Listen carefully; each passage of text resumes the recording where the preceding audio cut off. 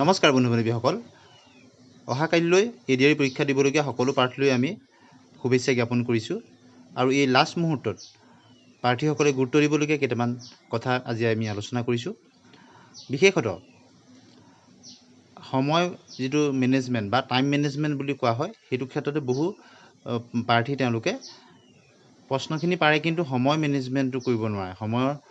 গতিকে সেই বিষয়ে প্ৰথমে আমি আলোচনা কৰিম, কেনেদৰে আপুনি টাইম মেনেজমেণ্ট কৰিব কুৱেশ্যনখন কৰোঁতে, যাতে আপুনি কোনো পৰীক্ষা হলত নাৰ্ভাছ কৰিবলগীয়া ছিটুৱেশ্যন নহয়। প্ৰথমে আমি আলোচনা কৰিম টাইম মেনেজমেণ্টৰ ক্ষেত্ৰত। আপুনি হায়াৰ ছেকেণ্ডেৰী লেভেলত আপোনাৰ 150টা কুৱেশ্যন আৰু সময় 3 ঘণ্টা। 150টা কুৱেশ্যনৰ কাৰণে 180 মিনিট আপুনি সময় পাব, অৰ্থাৎ প্ৰত্যেকটো কুৱেশ্যনৰ কাৰণে 1 মিনিট 20 ছেকেণ্ডকৈ আপুনি পাব। তাৰ মাজত কি কি পাৰ্টছ আছে? জেনেৰেল নলেজ আছে, ছ'চিয়েল ষ্টাডিজ আছে, ইংলিছ আছে, আপোনাৰ ইয়াৰ লগতে নিউমেৰিকেল অৰ্থাৎ মেথমেটিক্স আছে আৰু আপোনাৰ ৰিজনিং আছে। গতিকে সকলোখিনি কুৱেশ্যনৰ কাৰণে আপুনি সমানে যদি সময় দিবলৈ যায় অসুবিধাত পৰিব। মেথছৰ কাৰণে আপুনি কিছু সময় বেছি দিব লাগিব, ৰিজনিঙৰ কাৰণে প্ৰতিটো কুৱেশ্যনত কিছু বেছি দিব লাগিব, তাৰ কাৰণে বাকী কুৱেশ্যনখিনি আপুনি কিছু আগতীয়াকৈ কৰিব লাগিব। গতিকে সেই সকলোখিনি দিশ আমি আলোচনা কৰিম। মেক্সিমাম কিমান নম্বৰ আমি এটেম্প কৰিব লাগিব, 150টা কুৱেশ্যনৰ ভিতৰত কিমানখিনি আমি কৰিব লাগিব, বা নিগেটিভ মাৰ্কিঙৰ পৰা আমি কেনেদৰে পৰিত্ৰাণ পাব পাৰিম, এলিমিনেশ্যন মেথড কেনেকৈ কি কৰিব পাৰিম, খুব খৰকৈ আমি আলোচনা কৰিম। প্ৰথমেই সময় মেনেজমেণ্টৰ ক্ষেত্ৰত বহু প্ৰাৰ্থী এনেকুৱা হয় যে তেওঁলোকে কুৱেশ্যনখন 1ৰ পৰা 150লৈকে আছে এফালৰ পৰা কৰিবলৈ চেষ্টা কৰে। গতিকে সেইটো এটা নহয়। আপুনি যদি পৰীক্ষা এটাত সফল হ'বলৈ বিচাৰে, আপুনি 1ৰ পৰা আৰম্ভ কৰি একেবাৰে শেষলৈকে কৰিম বুলি ভবাটো এটা ভুল ধাৰণা। প্ৰথমে আপুনি পৰীক্ষা হলৰ যিটো আপোনাৰ পদ্ধতি, সেই পদ্ধতিৰ সময়খিনিক আমি 3টা ভাগত ভাগ কৰি ল'ব পাৰোঁ। যে প্ৰথম আপোনাৰ 40 মিনিট বা 45 মিনিট এটা হ'ল ফাৰ্ষ্ট পাৰ্ট, আৰু সেই 45 মিনিটৰ পিছৰ 1 ঘণ্টা বা 1.5 ঘণ্টা সময়, আৰু লাষ্টৰ 45 মিনিটমান সময়, 3টা পাৰ্ট আমি ভাগ কৰি ল'লোঁ। প্ৰথম পাৰ্টটোৱে লাষ্ট পাৰ্টটোৱে যদি 45 মিনিটছকৈ ধৰোঁ, আপোনাৰ মাজৰ পাৰ্টটো 1.5 ঘণ্টা হ'ব। তাত 3টা পাৰ্টছ, মুখ্য পাৰ্ট। সেই 3টা পাৰ্টত কোনটো ষ্ট্ৰেটেজি আমি কৰিব লাগিব তেনেদৰে চাব লাগিব।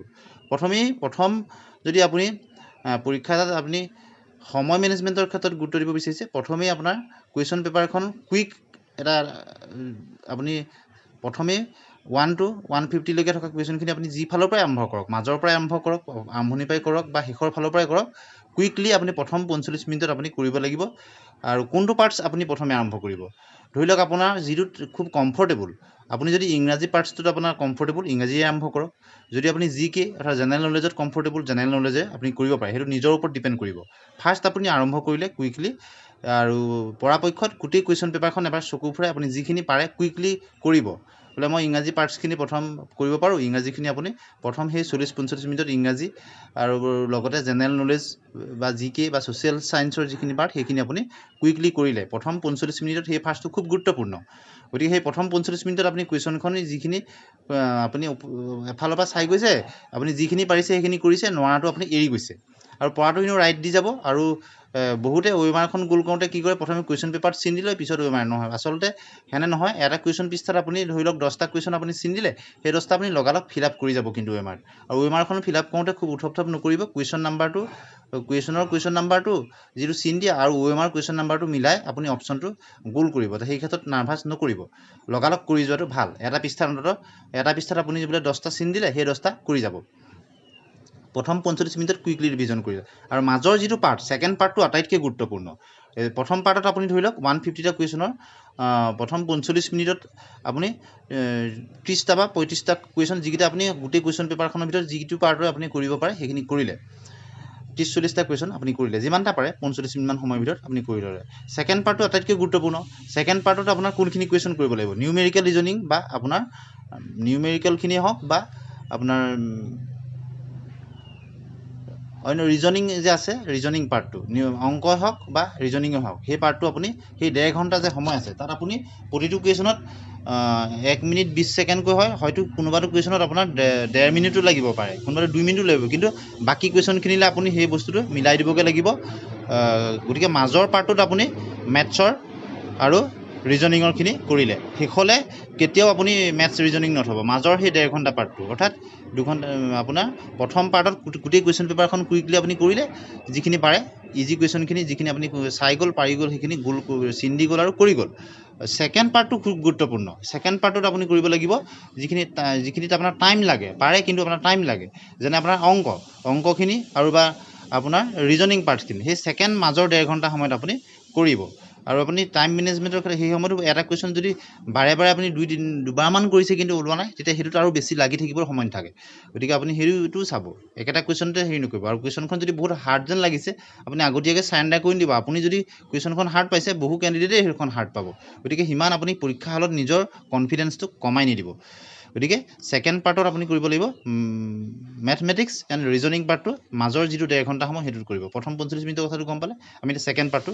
গম পালোঁ ইয়াৰ পিছতে থাৰ্ড পাৰ্টত কোনখিনি কৰিব থাৰ্ড পাৰ্টত আপুনি কোনখিনি কৰিব লাগিব যিখিনি আপোনাৰ থাকি গ'ল প্ৰথম পাৰ্ট আৰু ছেকেণ্ড পাৰ্টত নোৱাৰিলে থাৰ্ড পাৰ্টত আপুনি কৰিলে যিখিনি আপুনি কৰিবলৈ আপোনাৰ থাকি গ'ল সেইখিনি লাষ্টৰ 40-45 মিনিটত আপুনি কৰিব ধৰি লওক যিকে কিছুমান আপোনাৰ কনফিউজন আছিলে সেইখিনি আপুনি কৰি গ'ল বা আপোনাৰ ইংৰাজী দুই এটা কনফিউজন আছিলে সেইখিনি আপুনি লাষ্টৰ 45 মিনিটত কৰিলে তেনেদৰে যিকেইটা আপোনাৰ কনফিউজন আছিলে সেইকেইটা আপুনি কৰিলে গতিকে থাৰ্ড পাৰ্টৰ লাষ্টৰ 20-30 মিনিটত আপুনি কোনখিনি কৰিব লাগিব আপুনি ধৰি লওক গোটেই কুৱেশ্যনখন 150 কুৱেশ্যন আপুনি 100টা কুৱেশ্যন কৰিলে এতিয়া আপোনাৰ 50 কুৱেশ্যন আপোনাৰ আছে আপুনি তাৰ মাজৰ আপুনি লাষ্টৰ পাৰ্টত 20-30 মিনিট আধা ঘণ্টা সময়ত আপুনি যিখিনি আপোনাৰ কনফিউজন আছে সেইখিনি কুৱেশ্যন এটেম্প কৰিব লাগিব কিন্তু লাষ্টৰ মুহূৰ্তলৈ আপুনি কেতিয়াও গণিত বা আপোনাৰ নিউমেৰিকেলখিনি নৰখাব সেই সময়ত আপোনাৰ অলপ উথপ হৈ যাব তেতিয়া আপোনাৰ শুদ্ধটো কমি যাব গতিকে লাষ্টৰ পাৰ্টলৈ আপুনি থাকিলে ইংৰাজী হওক জেনেৰেল নলেজ ছ'চিয়েল ষ্টাডি এইবিলাক ৰাখিব পাৰে গতিকে তাত আপুনি এলিমিনেশ্যন মেথডটো ইউজ কৰিব আপুনি আগতেও দিছোঁ যিটোত আপুনি 4টা অপশ্যন আছে তাৰ যদি আপুনি 2টা এলিমিনেট কৰিব পাৰে তেনেকুৱা ধৰণৰ কুৱেশ্যনখিনি কৰিব যে এইটো নহয় এলিমিনেশ্যন মেথডটো আপুনি এপ্লাই কৰিব এলিমিনেশ্যন মেথড এপ্লাই কৰি আপুনি 4টা অপশ্যনৰ এটা বা 2টা আপুনি এলিমিনেট কৰিব আৰু বাকী যি 2টা থাকিব তাৰ মাজত মেক্সিমাম যিটো আপুনি ভাবে হ'ব বুলি সেইটো আপুনি গোল কৰিব তেনেকুৱা কুৱেশ্যনখিনি কৰিব আৰু আপুনি যদি ভাবে যে মই গোটেই 150 কুৱেশ্যন কৰিবই লাগিব তেতিয়া আপোনাৰ ভুল ষ্ট্ৰেটেজি যিহেতু নিগেটিভ মাৰ্কিং আছে গতিকে নিগেটিভ মাৰ্কিং থকাৰ কাৰণে আপুনি কেতিয়াও 150 কুৱেশ্যন এটেম্প কৰিবলৈ নাযাব আপুনি পোৱা নম্বৰ হেৰুৱাব যিটো কুৱেশ্যনত আপুনি একো এলিমিনেট কৰিব নোৱাৰে 4টা অপশ্যনৰ এটাকো আপুনি বাদ দিব নোৱাৰে একো আপোনাৰ ধাৰণা নাই তেনেকুৱা কুৱেশ্যনটো নকৰা ভাল গতিকে আপোনাৰ ইয়াত কোনো নিৰ্দিষ্ট কথা নাই যে 150 কৰিবই লাগিব বা 120 মই কৰিবই লাগিব এনেকুৱা ধৰণৰ কথা নাই আপুনি যিখিনি শুদ্ধভাৱে কৰিব পাৰে সেই কুৱেশ্যনখিনি কৰক আৰু লাষ্টৰ মুহূৰ্তত আপুনি কোনখিনি কৰক মেক্সিমাম 2টামান যদি আপুনি পইণ্ট এলিমিনেশ্যন কৰিব পাৰে য'ত 50-50 চান্স থাকে আপুনি 2টা যদি এলিমিনেট কৰি দিব পাৰিছে 2টা অপশ্যনত এটা আপোনাৰ চিলেক্ট অৰ্থাৎ কুৱেশ্যনটো আপোনাৰ শুদ্ধ হোৱাৰ 50% চান্স আহি গ'ল গতিকে তেনেকুৱাখিনি কৰক আপুনি যিটোত একেবাৰে একো ধাৰণা নাই তেনেকুৱা ধৰণৰ কুৱেশ্যনটো এনেই নামত কৰি পেলাই নিগেটিভ মাৰ্কিং এটা খাবলৈ চেষ্টা নকৰিব আৰু যদি আপোনাৰ কুৱেশ্যন পেপাৰখন যথেষ্ট হাৰ্ড হয় আৰু এইবাৰ যিহেতু নিগেটিভ মাৰ্কিঙো আছে গতিকে কাট অফ কমি যাব আৰু যদি কুৱেশ্যনখন যদি আপোনাৰ উজু পাইছে আপুনি তেতিয়াহ'লে আপুনি যথেষ্ট বেছিকৈ কৰিব পাৰিব গতিকে তাত একেবাৰে নোৱাৰা কুৱেশ্যনখিনি আপুনি এটেম্প কৰি নিজৰ নম্বৰটো কমাবলৈ চেষ্টা নকৰিব গতিকে সেইখিনি হ'ল খুব গুৰুত্বপূৰ্ণ কথা আৰু OMRখন ফিল আপ কৰোঁতে আপুনি কুৱেশ্যনৰ নাম্বাৰটো আৰু OMR কুৱেশ্যন নাম্বাৰটো আপুনি সম্পূৰ্ণ চাই খুব গুৰুত্ব সহকাৰে ফিল আপ কৰিব উথপকৈ ফিল আপ নকৰিব লাষ্টৰ অন্ততঃ 5-10 মিনিট সকলো চাবৰ কাৰণে আপুনি সময় বচাবগৈ লাগিব গতিকে আপুনি নিশ্চয় এটা ধাৰণা পাইছে আৰু OMRখনৰ আপুনি question booklet number answer sheet booklet number আপোনাৰ ৰুল নাম্বাৰ সেইখিনি প্ৰথমে যে ফিল আপ কৰিব খুব সাৱধানে কৰিব উথপ নকৰিব আৰু ভালদৰে কৰিব গোলবিলাক সম্পূৰ্ণ গোল কৰিব আৰু কেতিয়াও আপুনি এটা কুৱেশ্যনত 2টা অপশ্যনত কেতিয়াও গোল নকৰিব আপুনি প্ৰথমে ভাবিছিলে বিটো শুদ্ধ পিছত গম পালে যে চিটো শুদ্ধ বি আৰু চি যদি আপুনি 2টা একেটা কুৱেশ্যনতে গোল কৰি দিছে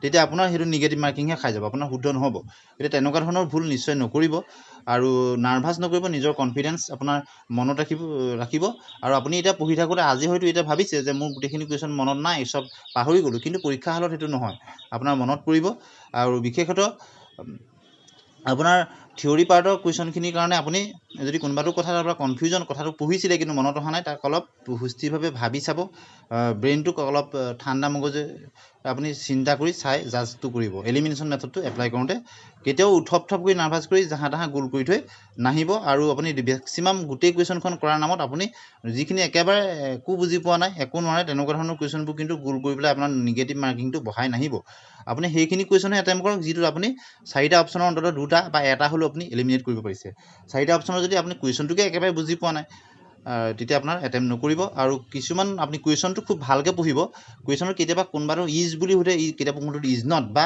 আৰ বুলি সোধে আৰ নট বুলি সোধে গতিকে তেনেকুৱা ধৰণৰ কুৱেশ্যনবিলাক আপুনি কৰিব বা কুৱেশ্যনটো কিন্তু খুব ভালদৰে পঢ়ি চাব কুৱেশ্যনটোত কি সুধিছে তাৰপিছত অপশ্যনটোলৈ আপুনি যাব। গতিকে এইখিনি খুব গুৰুত্ব সহকাৰে আপোনাৰ ল'বলগীয়া কথা। আৰু OMR শ্বীটখন আপুনি কেতিয়াও ওচৰত আপুনি কুৱেশ্যন পেপাৰ চিনটোতে যাতে তাত ভাঁজ পৰে বা তেনেকুৱা ধৰণৰ কৰি থৈ নাহিব। কুৱেশ্যন পেপাৰ OMR শ্বীটখন যাতে ভাঁজ নালাগে বা তাত আপোনাৰ চিয়াঁহী গৈ পেলাই OMR শ্বীটৰ হেৰিত গৈ নালাগে, সেইখিনি সাৱধানতা ল'ব লাগিব আপুনি। যি পৰীক্ষা যিহেতু প্ৰতিযোগিতামূলক দিবলৈ গৈছে, গতিকে সেইখিনি সাৱধানতা অৱলম্বন কৰি আপুনি দিব লাগিব। আৰু যিখিনি টাইম মেনেজমেণ্টৰ ক্ষেত্ৰত, নিগেটিভ মাৰ্কিঙৰ ক্ষেত্ৰত কিমান কুৱেশ্যন এটেম্প কৰিব লাগিব, কেনেধৰণৰ কি কথা, আমি সামগ্ৰিকভাৱে এটি ধাৰণা আপোনালোকক দিবলৈ চেষ্টা কৰিছোঁ।